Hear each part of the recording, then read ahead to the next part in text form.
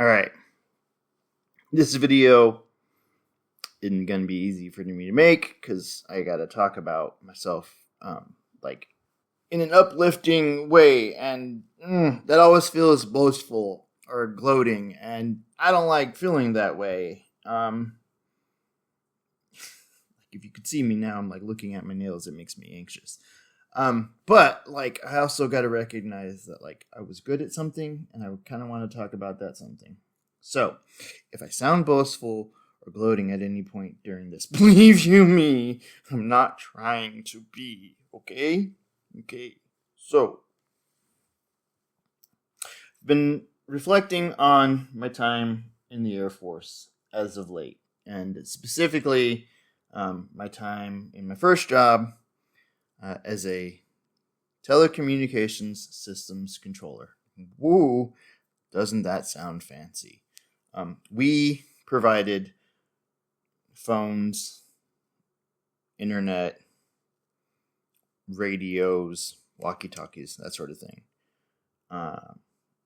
Other forms of communications to people in England, throughout Europe, at least where I was at, and other places.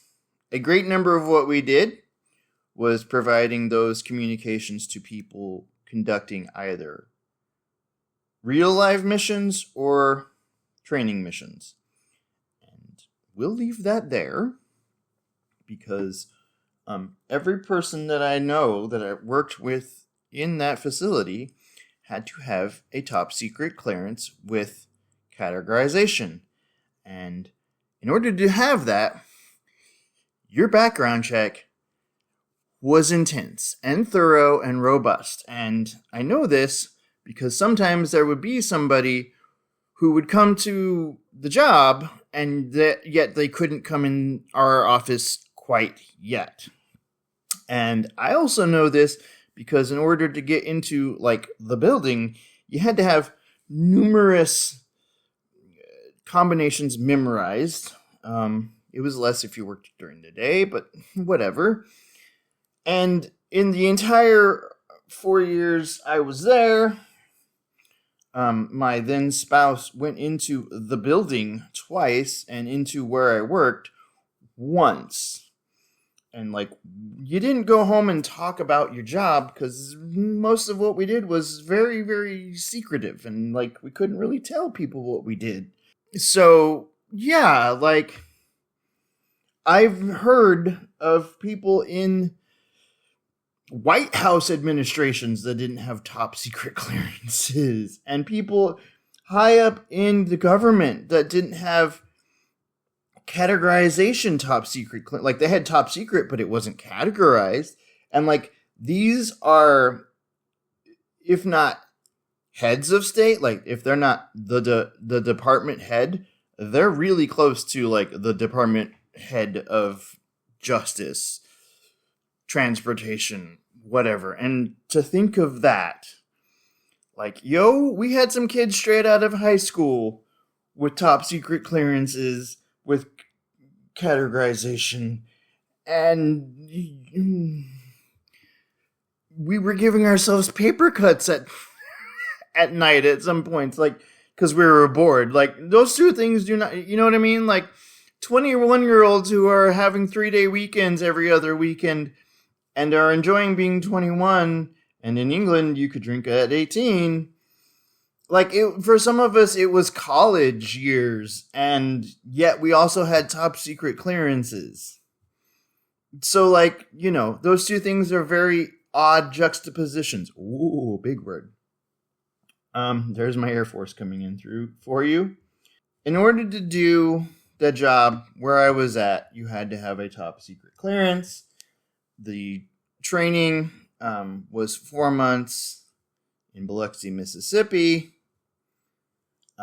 It took some time to learn it just there. And then very often you got to your base and it was like, either remember all of that and add this on top, or throw all of that away and learn what we do specifically here. Either way, it was a lot of learning on the job.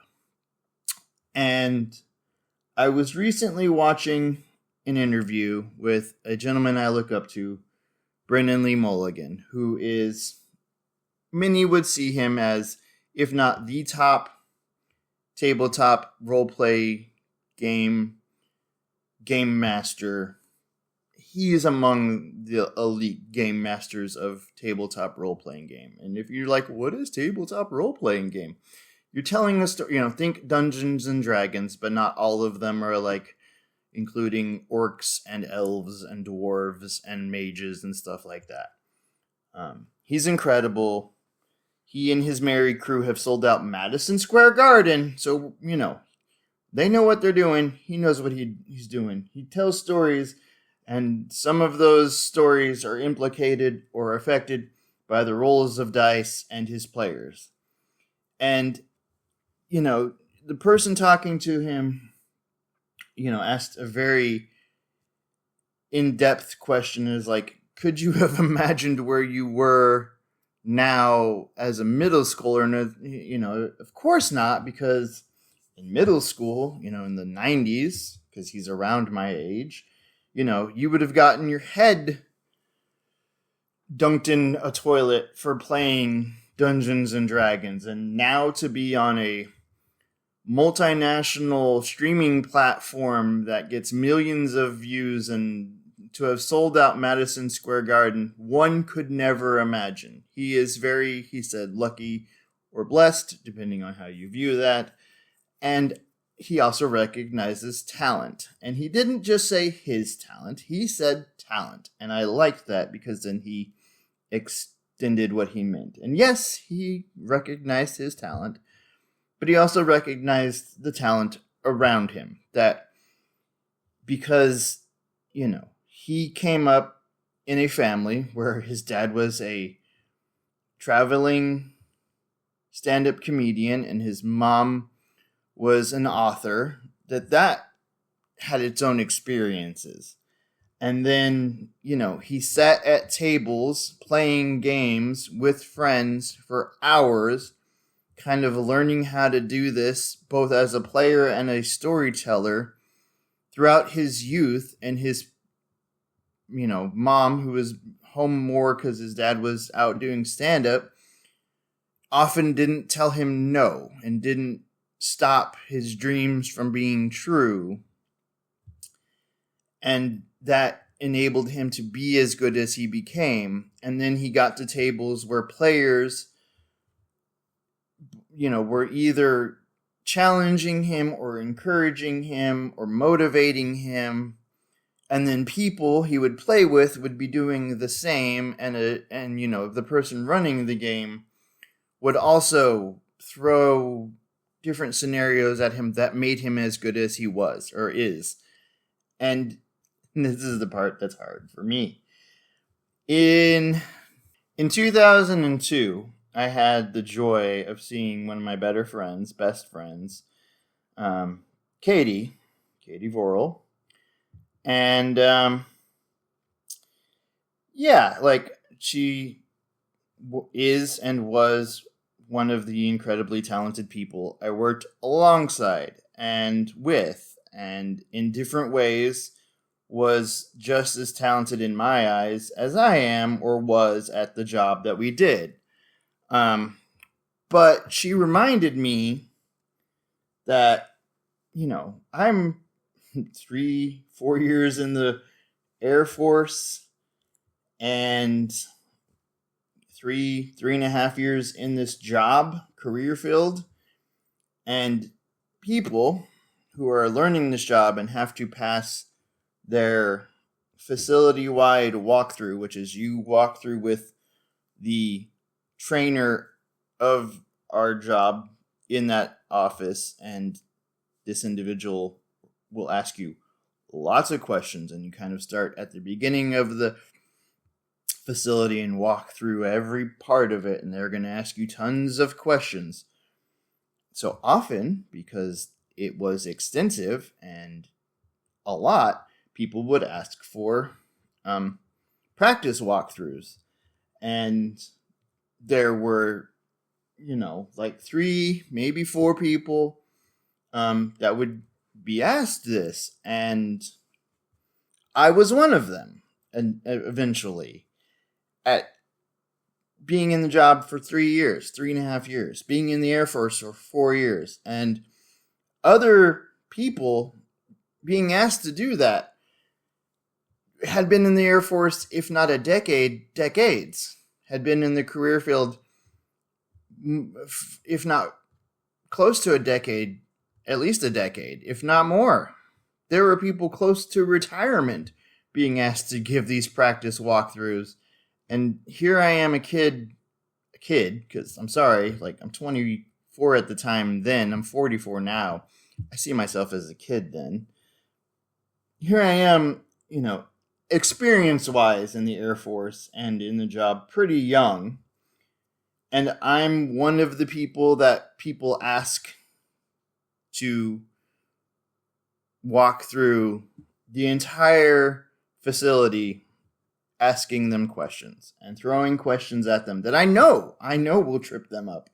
And I know are vital to know. It's not just like to mess with them. It's an important question that they need to be able to answer and understand the why of the question and how it applies to the rest of the facility. And I didn't get there by just luck. Like, I got there because I was surrounded by incredibly talented men and women who were willing and able to encourage and motivate and question and prod and sometimes challenge and expect the best of you or me without ever denying your capabilities or your strengths. Yes, they would be like, well, you could be a little bit better at explaining this in your write-ups, because you had to write up everything that you did. Or they would ask a question and then you would have to extend your write-up more, or you'd have to explain why you troubleshot a specific way, or why it was you went, you skipped steps 1 through 8 and went straight to step 9. And sometimes it was just knowing that you had time, because you were on for 12 hours, and, sometimes things broke in the moment, and you kind of had to fix them in the moment. And other times, like, things broke, and no one could quite exactly figure out why. Often we'd be like, Deus Ex Machina, it's a ghost in the machine, we can't exactly figure out why. And people would kind of, throw sticks and stones at it to, not, metaphorical, obviously, to try and figure it out. And, sometimes we would succeed, sometimes we would fail, but like, what's the worst that happens? It's broken. It's not going to get more broken. We'd learn what worked and what didn't work to try and fix it. And so, yeah, to have gotten there and to be there, like, it took incredible luck. Like, I got there when some incredibly, incredibly talented men and women, both mentor, like people that were experienced, got there, and people who were of my same experience were there and got there, and who were willing to go, hey, I'm as experienced as you, and let's learn together. Or, man, I liked how you learned that, explain it to me. Or they would or I would do the same for them, or I would explain something to them, or they would explain something to me. And I don't know that, like, I'll never say whether or not I was a good telecommunications systems controller outright.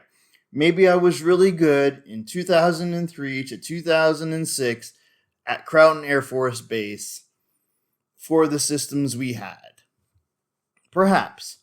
What I will say was, I think I had a very, very, very incredible amount of people around me that enabled me to make the best use of their knowledge and skills and experience so that I could do my best learning sometimes be challenged, sometimes be motivated, sometimes be uplifted to learn and to grow and to be as good as I could be in that job. And that means a lot. And it means a lot to people when you can just do your best and be your best. And that means you can become your best. So yeah, I hope you've enjoyed. I know this is a little bit different. I know the visuals of this video have not been the most entertaining, but I hope you've enjoyed. All right, bye.